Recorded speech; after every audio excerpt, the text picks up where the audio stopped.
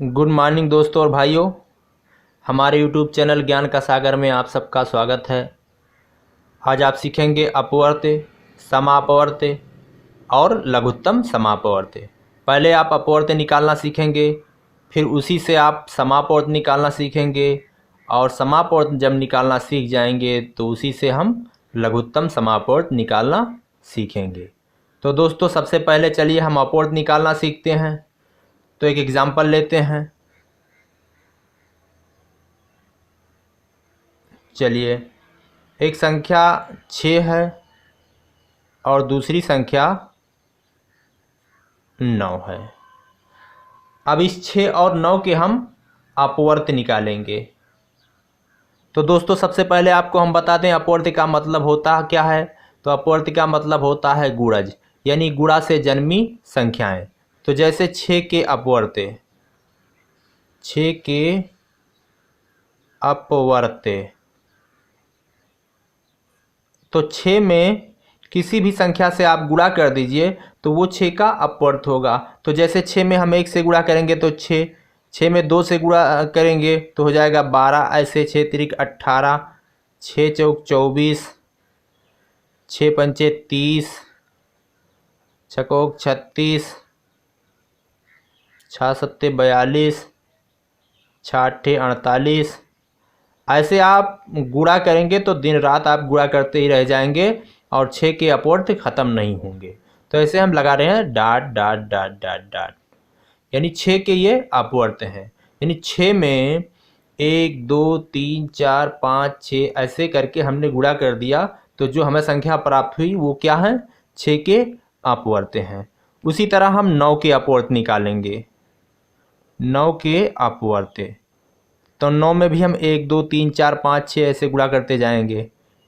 9 एकम 9, 9 दूनी 18, 9 तिरिक 27, 9 चौक 36, 9 पंचे 45, 9 छक 54, 9 सत्ते 63, 9 आठ 72, 9 गुणे 9 हो जाएगा 81।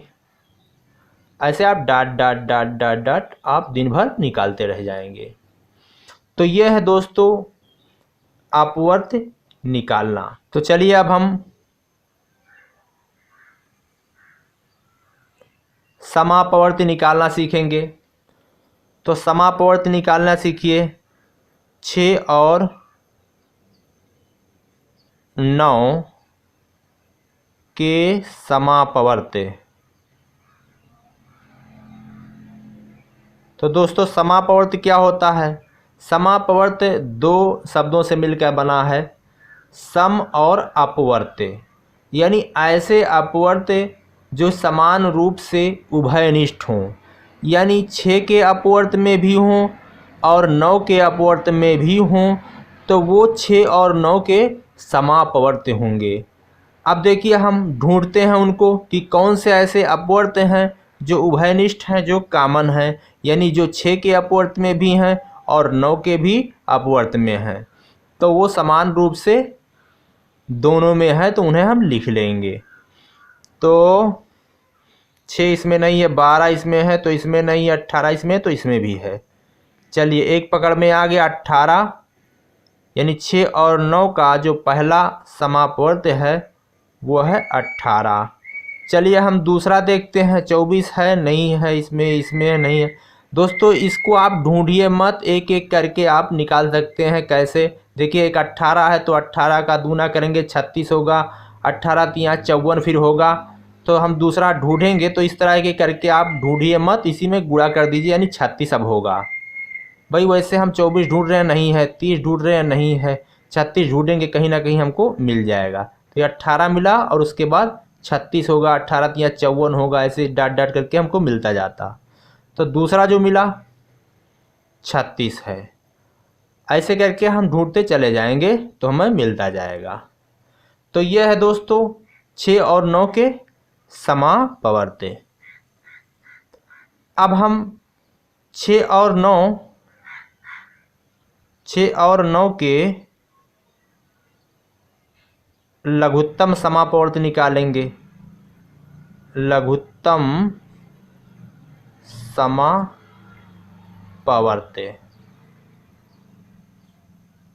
तो दोस्तों लघुत्तम समापवर्त, लघुत्तम मतलब होता है छोटे से छोटा, समापवर्त यहाँ आपने निकाला, यानी ये जो समापवर्त आपने निकाले हैं 6 और 9 के, उनमें लघुत्तम कौन है? तो उनमें लघुत्तम तो 18 है, तो इसलिए लघुत्तम जो समापवर्त हुआ वो 18 हुआ, और लघुत्तम समापवर्त को ही लासा कहते हैं। इसका पहला अक्षर और इसका पहला अक्षर यानी लासा क्या आया? 18 आया। तो किसी भी संख्या का लघुत्तम समापवर्त पहले अपवर्त ज्ञात करेंगे, फिर समापवर्त ज्ञात करेंगे, उसके बाद आप लघुत्तम समापवर्त ज्ञात करेंगे। चलिए दूसरा एग्जाम्पल लेते हैं।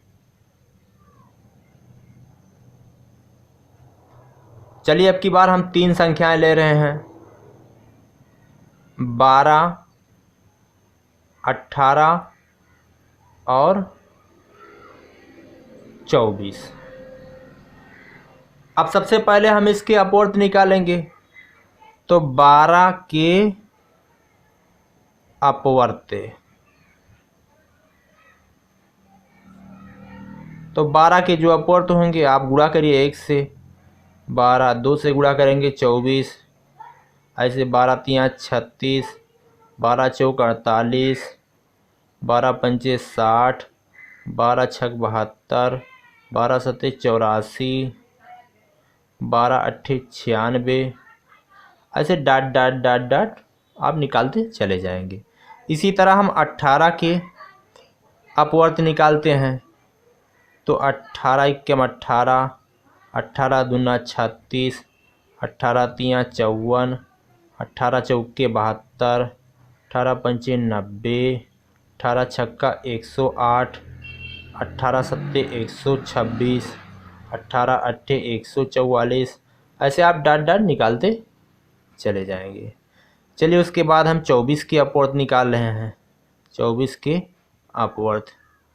अब 24 इक्कीम 24, 24 दूना 48, 24 तिया होता है 72, 24 चौका 96, 24 पंचे 120, 24 छक्का 144, 24 सत्ते 168। चलिए डाट डाट ऐसे आप निकालते चले जाएंगे। अब दोस्तों इस तरह एक लाइन खींच लेंगे। अब हमें 12, 18 और 24 के समापवर्त निकालने हैं।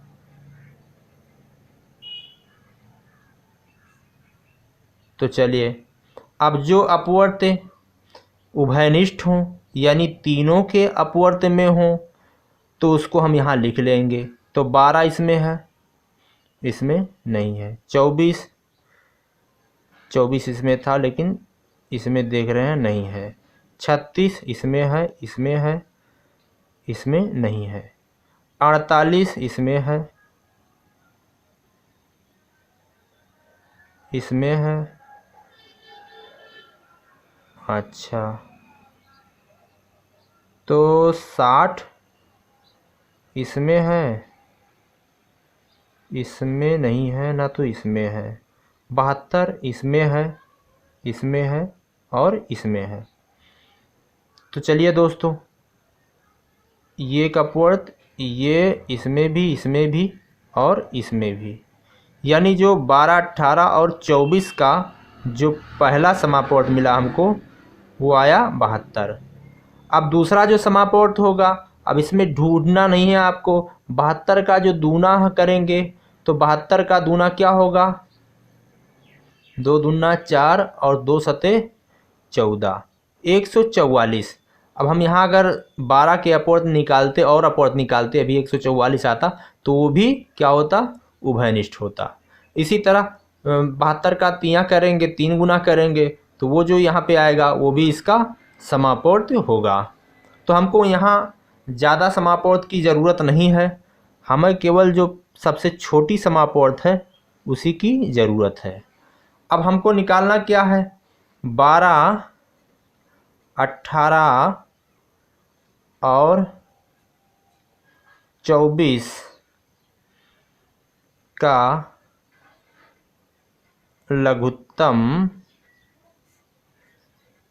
समापवर्त। तो जो हमने यहाँ समापवर्त निकाला था उनमें सबसे लघुत्तम कौन है, तो सबसे लघुत्तम 72 है।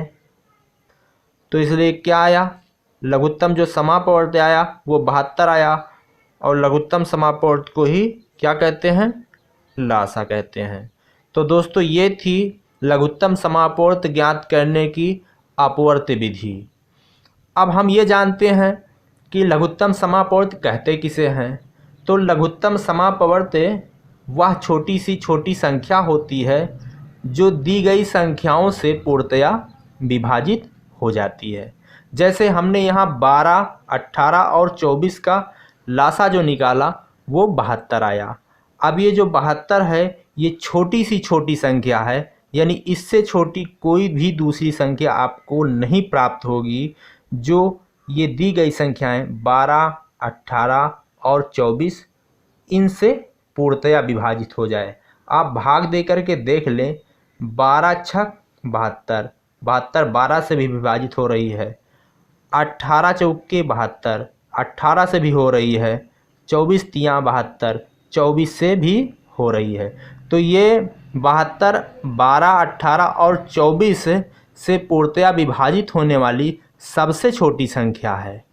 इससे भी बड़ी संख्याएं आपको मिलेंगी, जैसे 144, 144 भी 12, 18 और 24 से पूर्णतया विभाजित हो जाएगी, लेकिन 12, 18 और 24 से विभाजित होने वाली, पूर्णतया विभाजित होने वाली सबसे जो छोटी संख्या है वो 72 है।